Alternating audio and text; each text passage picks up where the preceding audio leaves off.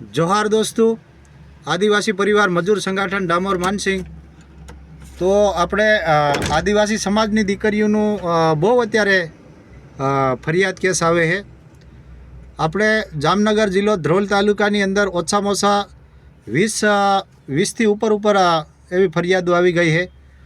તો આપણે ગુજરાત પોલીસને આપણે કામ વધી જાય છે और દીકરીના મા બાપને પણ થોડું ધ્યાન રાખવું જોશે કે મોબાઈલ હાથમાં આવી જાય છે। ઘણી એવી પૂછપરછની અંદર એવું થાય છે કે જે દીકરીના બાપના મોબાઈલમાંથી પણ વાત સંપર્ક કરીને દીકરી ભાગી જાય છે और એના માના મોબાઈલમાંથી પણ વાત સંપર્ક કરીને ભાગી જાય છે, ભાઈના મોબાઈલમાંથી પણ વાત કરી લઈએ છે।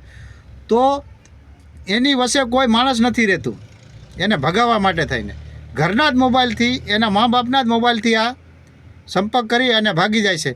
તો ગુજરાત પોલીસને એમપી લગી ધક્કા થાય છે, એ બે માણસ તો ભાગી જાય છે, એમપી લગી ધક્કા થાય છે। અને આપણે એવું કહીએ કે ગુજરાત પોલીસ કામ નથી કરતી, ગુજરાત પોલીસ તો કામ કરે છે, અહીંયાથી એમપી લગી ઠેઠ ધક્કા ખાય છે। તો આપણે હવે ગુજરાત પોલીસનું એવું કહેવાનું થાય છે કે તમે તમારી પરિવારનું તમે ધ્યાન રાખો કે અમે કેટલીક આમાં ધ્યાન રાખી કે આપણે એ વાત સાચી છે ગુજરાત પોલીસની કે આપણે પણ આપણા મોબાઈલ આપણી રીતે ધ્યાનમાં રાખો। કોઈ એવી દીકરીઓ લાગે તમને મનની અંદર શંકા લાગે એમને મોબાઈલ નહીં અડવા દો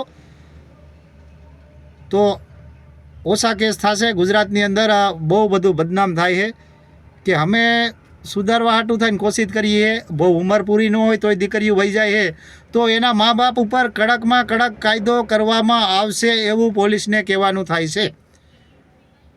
અત્યારે દરેક પોલીસ એવું કહે કે હવે એના મા બાપ ઉપર પણ કડક કાયદો કાર્યવાહી કરવામાં આવશે। તો હવે છેતવી જાજો દરેક આદિવાસી ભાઈ, કોઈ પણ સમાજના આદિવાસી કે કોઈ આદિવાસી હોય કે કોઈ બીજા સમાજ, કે હવે આપણે છેતવી જવાનું છે કે હવે પોલીસ પણ એમને પણ ઓલું તો થાય ને કેટલાક ફરિયાદો લખવીને કેટલે ઠેકાણે દોડવું એમ। તો હવે આપણે ધ્યાન રાખવું છે બધા આદિવાસી ભાઈઓ, આવું આપણે કહેવામાં આવે છે। લાઇટ શોટમાં પણ કેટલા મરી જાય એ પણ ધ્યાન રાખો, મહિનાની અંદર 3-4 કેસ તો એ પણ થઈ જાય છે। તો સૌ આદિવાસી ભાઈઓ આપણે જ આપણી રીતે આપણે ધ્યાન થોડું દેવું જોશે, બધા એકાબીજાને સપોર્ટ કરો તો ગુજરાત પોલીસને પણ સપોર્ટ થોડો ઘણો આપણો આદિવાસીનો મળી શકે।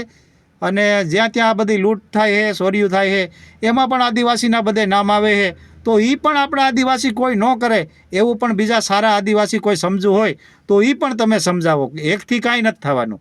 તો સૌ આદિવાસી ભાઈઓ આ વિડીયો જેથી કરીને વધારે પોગાડો, આપણા સમાજનું બહુ બદનામ ન થાય એ રીતે થઈને આપણે વિડીયો બનાવ્યો છે। સૌ આદિવાસી ભાઈઓને જય જોહાર, જય આદિવાસી, જય હિન્દ, જય સંવિધાન, જય ભારત।